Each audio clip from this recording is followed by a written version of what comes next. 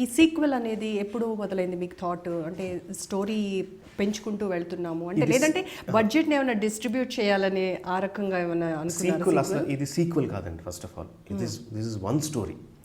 Sequel అంటే జనరల్గా ఒక సినిమా చేసి ఆ సినిమా బాగుంది అంటే ఒక దీని ఎక్స్టెన్షన్ చేస్తే బాగుంటుంది అంటే సీక్వెల్, దాని ముందు చేస్తే ప్రీక్వెల్ అని అంటారు. బట్ ఇది ఒక సింగిల్ స్టోరీ అండి. అంటే మీకు ఇప్పుడు lord of the rings, pirates of the Caribbean, ఇవన్నీ ఒక single story which is made in to 3-part film. So ఆ విధంగా ఇది ఇస్ వన్ స్టోరీ, ఒకటే స్టోరీ. ముందు మేము క్యారెక్టర్స్ అనుకొని క్యారెక్టర్స్ కథ డెవలప్ చేసుకుంటూ వెళ్ళిపోయామండి. 7-8 ప్రిన్సిపల్ క్యారెక్టర్స్ ఉన్నాయి. ఆ ప్రిన్సిపల్ క్యారెక్టర్స్ మధ్య ఉన్న రిలేషన్సే కథ. సో ఆ కథను అలా డెవలప్ చేసుకుంటూ వెళ్ళిపోయి మొత్తం అంతా రాసుకున్న తర్వాత చూస్తే ఈజీగా అర్థమవుతుంది. 4.5 గంటలు 5 గంటలు అవుతుంది మొత్తం అంతా తీస్తే. ఆబ్వియస్గా 5 గంటలు సింగిల్ సినిమాగా తీయలేం. సో తర్వాత కూర్చొని దాన్ని 2.5 గంటలకు కుదించడానికి ట్రై చేసాం. ఇంపార్టెంట్ సీన్స్ వెళ్ళిపోతున్నాయి, ఇంపార్టెంట్ క్యారెక్టర్స్ వెళ్ళిపోతున్నాయి, ఎమోషన్స్ కట్ అయిపోతున్నాయి. సో ఒక సినిమా కుదిస్తే న్యాయం చేయలేకపోతున్నాం అని అర్థమవుతున్నాను.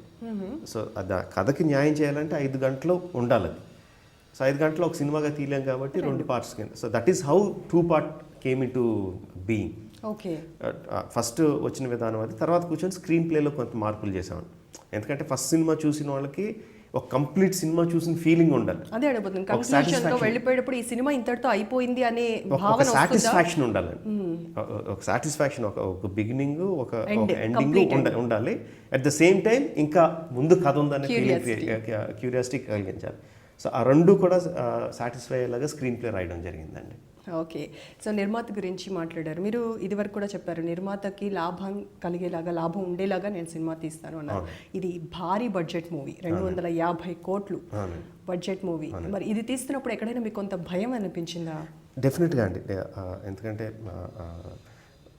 మామూలుగా రెగ్యులర్గా మనం చేసే సినిమాకి 2 అయితేనే చాలా భయం వేస్తుంది. సో ఇన్ని రెట్లు పెరిగిపోయినప్పుడు డెఫినెట్గా భయం ఉంటుందండి, టెన్షన్ ఉంటుంది.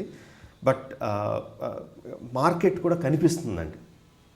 ఇట్స్ నాట్ దట్ బాగా గుడ్డిగా ఎంత అయితే అయిందిలే అని పెట్టుకుంటా వెళ్ళిపోలేదు. బేసిక్గా తెలుగు సినిమా లాగా చూడలేదండి దీన్ని. ఒక తమిళ్లో మార్కెట్ ఉంది, కర్ణాటకలో మార్కెట్ ఉంది, మలయాళంలో మార్కెట్ ఉంది, హిందీలో మార్కెట్ ఉంది. సో ఆ మార్కెట్కి తగ్గట్టుగా అక్కడ ప్రమోట్ చేసుకుంటూ ఒక్కొక్క రాష్ట్రానికి ఒక్కొక్క కైండ్ ఆఫ్ ప్రమోషన్ చేసుకుంటూ, ఒక్కో లాంగ్వేజ్కి ఒక ప్రమోట్ చేసుకుంటూ సరైన, ఇప్పుడు హిందీలో జస్ట్ ఏదో రిలీజ్ చేస్తున్నామని కాకుండా కరణ్ జోహర్తో టైఅప్ అయ్యి సో దానికి ఒక హైప్ తీసుకొచ్చి, మలయాళంలో ఒక మంచి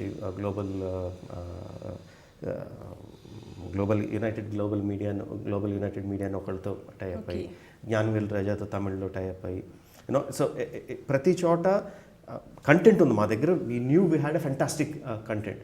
బట్ దాన్ని ఎక్స్ప్లాయిట్ చేయడానికి, మార్కెట్ క్రియేట్ చేయడానికి అన్ని రాష్ట్రాల్లోనూ అన్ని లాంగ్వేజెస్లోనూ డెవలప్ చేసుకుంటూ వెళ్ళామండి. భయం లేకపోలేదు, బట్ అలాగని ప్లాన్ కూడా లేకపోలేదు.